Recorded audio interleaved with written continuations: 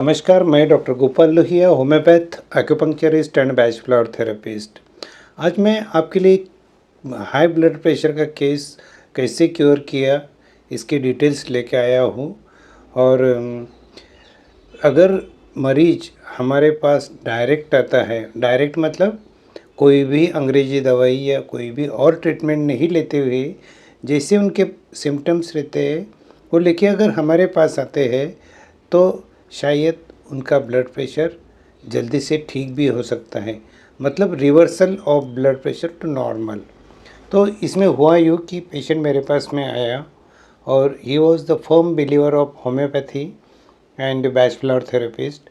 आने के बाद में उन्होंने बोला कि डॉक्टर साहब मुझे ना थोड़ी थोड़ी चक्कर आ रही है और सर भारी हो रहा है, मुझे नींद आने में थोड़ी दिक्कत हो रही है, जल्दी जल्दी नींद नहीं आ रही, मुझे नींद आने में मुझे थोड़ी दिक्कत है और ऐसा लग रहा है कि मुझे कुछ हो जाएगा। मैंने ठीक है, पहले तो उनका बीपी देखा तो बीपी उनका 180/110 था, ब्लड प्रेशर हाई हो गया था। तो बीपी जैसे ही बढ़ गया तो मैंने उनको बोला कुछ लाइफ में कुछ दिक्कत चल रही है आपके, कोई प्रॉब्लम्स है लाइफ में।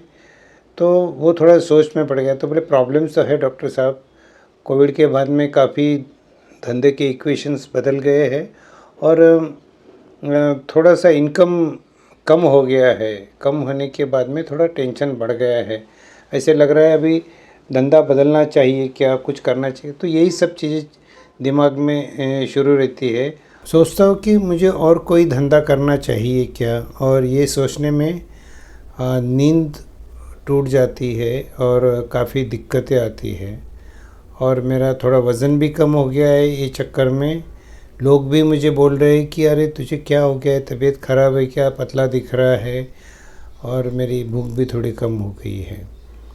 तो मैंने बोला ठीक है, तो और कुछ नहीं डॉक्टर साहब, बस मुझे इंग्लिश दवाई तो नहीं लेनी है, आप ही को कुछ करना पड़ेगा। बोला अगर मुझे ही कुछ करना है तो आपको पहले you have to promise me कि आप लाइफस्टाइल चेंज करेंगे, जैसे मैंने बताया है वैसे आप रोज़ फॉलो करेंगे। तो बोले डन, करते हैं फॉलो। तो मेरे लिए एक तो जो धंधे की आपके दिमाग में उलझन है पहले उसको ख़त्म करते हैं। तो वो तो आपके लिए मेन है, क्योंकि बिना पैसे के कुछ होता नहीं है। तो आप जो सालों से धंधा कर रहे हैं पहले उसी में आप थोड़ा रिसर्च करिए कि कुछ मॉडिफिकेशन अगर करते आता है तो पहले आप वो करिए, क्योंकि नया धंधा करना बोलो तो आपको ज़ीरो से स्टार्ट करना पड़ेगा एंड इट टेक्स टाइम। ऐसा नहीं है कि आपने धंधा शुरू कर दिया और आपका काम बन गया।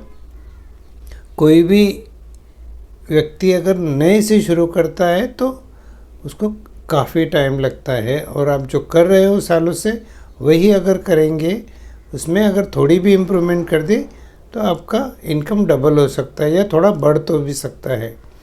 तो उन्होंने वैसा ही किया कि ठीक है, मैं मेरे बिज़नेस के बारे में ही रिसर्च करूँगा एंड एक कॉपी पेन लेके उसमें नोट करने के लिए बोला कि जो भी आपके सजेशंस है, जो भी आपको लगता है इम्प्रूवमेंट करना, आप लिखते जाइए one by one. That is the right method to avoid your thoughts. तो ये करने से क्या, उनके जो थॉट्स आते थे रात को नींद के वक्त वो ख़त्म हो गए। वो धीरे धीरे अपने राइटिंग करने लगे और उनको साथ में मैंने वॉकिंग 40 मिनट का रोज़ का वॉकिंग, क्योंकि जैसे ही आप 40 मिनट चलते हो आपके बॉडी में काफ़ी अच्छे केमिकल्स तैयार होते हैं जो आपके मसल्स को पूरी तरह रिलैक्स कर देते हैं, और उसकी वजह से ब्लड प्रेशर कम होने में भी काफ़ी हेल्प होती है। तो 40 मिनट का वॉकिंग और 20 मिनट का मेडिटेशन रोज़ उनको करने के लिए बोला। और वॉकिंग में तो कोई दिक्कत नहीं, फटाफट कर सकते। मेडिटेशन में काफ़ी दिक्कतें होती है। जैसे ही आप आँख बंद करके अपने श्वास के बारे में या कोई एक चीज़ पे फोकस करते हो तो आपके दिमाग में विचार आना शुरू हो जाते हैं, और विचार भी ऐसे कि एक के बाद एक विचार आते जाते हैं। तो उनके साथ में भी वैसे ही हुआ कि विचार शुरू हो गए तो मैंने बोला कोई बात नहीं, आपके दिमाग में विचार तो आने ही वाले हैं, आप ज़्यादा गौर मत करिए, विचारों को रिएक्ट मत करिए, विचार आने दीजिए, अपने आप आएंगे चले जाएंगे। सिर्फ आप अपने प्रॉब्लम्स का सॉल्यूशन ढूंढते रहिए कि जितने भी मेरे प्रॉब्लम्स है उसके सॉल्यूशंस क्या है। घर के प्रॉब्लम्स, घर गृहस्थी को लेके प्रॉब्लम्स, बच्चों के प्रॉब्लम्स, रिलेशन में कोई प्रॉब्लम्स है तो उसका सॉल्यूशन, एंड आपका बिजनेस का सॉल्यूशन, और कोई व्यक्तिगत समस्या है उसका सॉल्यूशन आपको पहले दिन रहते मेडिटेशन के उसी में सॉल्व कर लेना चाहिए। तो हो गया, अभी आपके बहुत सारे प्रॉब्लम्स आपने सॉल्व कर लिए, और उसके बाद क्या होता है, सिर्फ आपकी श्वास और आप दोनों ही रहते हो। उस वक्त आपको कोई डिस्टर्बेंस नहीं होता है, आपका माइंड, आपका बॉडी, आपका मन सब कुछ एकदम शांत और रिलैक्स हो जाता है, और ऐसे कंडीशन में आपका ब्लड प्रेशर निश्चित ही नॉर्मल हो जाता है। उनको मैंने कुछ होम्योपैथिक दवाइयाँ भी दी और कुछ पुष्प औषधियाँ भी शुरू की। पुष्प औषधियों में मैंने उनको वाइट चेस्टनट, आस्पेन और रॉक रोज़, ये 3 दवाइयाँ मिक्सचर करके 6-6 बूंद दिन में 3 बार लेने के लिए कहा, और ये तीनों कॉम्बिनेशन से उनकी नींद में काफ़ी ज़्यादा इम्प्रूवमेंट हो गई है, विचार आने कम हो गए। जो भविष्य के बारे में उनको डर लगता था कि मेरे पास पैसे कम हो गए तो क्या होगा, वो डर कम हो गया। और साथ में उनको फॉस्फोरस नाम की होम्योपैथी की दवाई 200 पावर में सिर्फ 3 खुराक, सिर्फ 3 खुराक, मतलब सुबह 1 खुराक, दोपहर में 1 और रात में 1, दैट्स इट, 3 ही खुराक। और पुष्प औषधि की दवाई चली, साथ में होम्योपैथी का एक पेटेंट मेडिसिन आता है राउल्फिया 1X की, जो खास ब्लड प्रेशर के लिए बनी हुई है। इसका मैंने जो मेरा ब्लड प्रेशर का वीडियो है उसमें भी ये दवाई मैंने मेंशन की हुई है।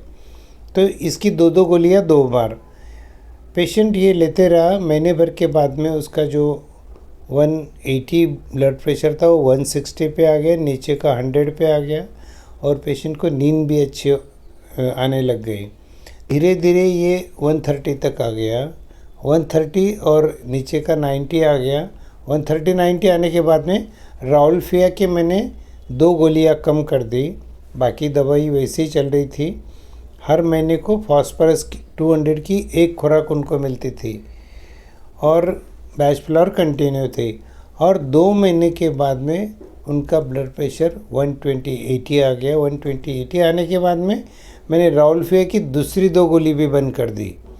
अब सिर्फ उनको बैच फ्लावर चल रही थी, मेडिटेशन चल रहा था और वॉकिंग चल रहा था। उसके बाद में ये 2 महीने तक एक कांस्टेंट रीडिंग रहा। कांस्टेंट रीडिंग रहने के बाद में बैच फ्लावर की भी मैंने 3 खुराक के बदले में 2 खुराक कर दी। अगले महीने उसकी 1 खुराक कर दी, और बाद में जब उनका बीपी 120/70 आने लग गया कॉन्स्टेंटली फॉर 3 मंथ्स, तो I have stopped all the medicines. सिर्फ मैंने बैच फ्लावर की वाइट चेस्टनट उनको दे के रख दी, ताकि आपके दिमाग में जब भी बहुत विचार आते होंगे उस वक्त आपको वाइट चेस्टनट लेना है, तो आपके विचार तुरंत ही कम हो जाएंगे। विचार अगर कम हो जाते हैं, टेंशन अगर कम हो जाता है, तो बीपी बढ़ने का कोई सवाल ही नहीं आता है। लास्ट 4 महीने से वो कोई भी मेडिसिन नहीं ले रहे हैं, और उनका बीपी भी एकदम नॉर्मल है, उनका स्ट्रेस लेवल भी एकदम नॉर्मल है, और पेशेंट इज़ वेरी हैप्पी। जो पहले उनके चेहरे पे देखने के बाद में ही पता चल जाता कि अरे ये कितना टेंशन में है, वो अभी आने के बाद में हंसता भी है, थोड़ा सा मस्ती मजाक भी कर लेता है, कि जो पहले उन्होंने पूरा छोड़ ही दिए थे, मस्ती मजाक तो वो भूल ही गए थे। डॉक्टर साहब मैं तो हमेशा सोचते ही रहता हूँ, बोले मेरे दिमाग में टेंशन के अलावा कुछ चलता ही नहीं है, बोले विचार ही चलते रहते हैं। तो फ्रेंड्स, ब्लड प्रेशर ये ठीक हो सकता है इनिशियल फेज़ में। ये डॉक्टर और पेशेंट का 50-50 पार्टनरशिप रहता है। आप अगर करते हो प्रयास, तो डॉक्टर के जो एफर्ट्स रहते हैं उसको फल मिलता है, और आपका ब्लड प्रेशर निश्चित ही रूप से नॉर्मल हो सकता है। ब्लड प्रेशर ये कोई परमानेंट बीमारी नहीं है, ये आराम से रिवर्स हो सकती है, लेकिन सावधान रहिए। सिर्फ वीडियो देख करके आप कोई भी स्टेप मत उठाना। आपको जैसे बोला गया स्टेप बाय स्टेप कम होता है। आपने तुरंत ही बीपी की गोलियां बंद करके जो मैंने सजेस्ट की हुई वो दवाई नहीं शुरू करना है। हर एक मरीज की दवाई अलग अलग होती है। यह सिर्फ मैंने उदाहरण दिया है, ये दवाई आपको यूज़ नहीं करनी है। ये उदाहरण इसलिए दिया है कि आपको कॉन्फिडेंस आए कि हाँ ब्लड प्रेशर रिवर्स हो सकता है। तो आप अपना दवाई ढूंढना चाहिए या कोई डॉक्टर की सलाह लीजिए, डॉक्टर की मदद लीजिए और उनके हेल्प से ही आप जाइए, तो आपका बीपी निश्चित ही ठीक हो सकता है। आपको अगर अंग्रेजी दवाई चल रही है तो बहुत ही सावधानी से उसके डोज कम करने पड़ेंगे, बहुत ही धीरे धीरे करने पड़ेंगे। ये साल 2 साल की मेहनत होती है, 4-6 महीने में नहीं होता है। तो फ्रेंड्स, कोई भी निर्णय लेने से पहले सावधानी से सोच करके फिर ही निर्णय लीजिए। और मिलते हैं ऐसे ही अगले वीडियो में। Thank you very much.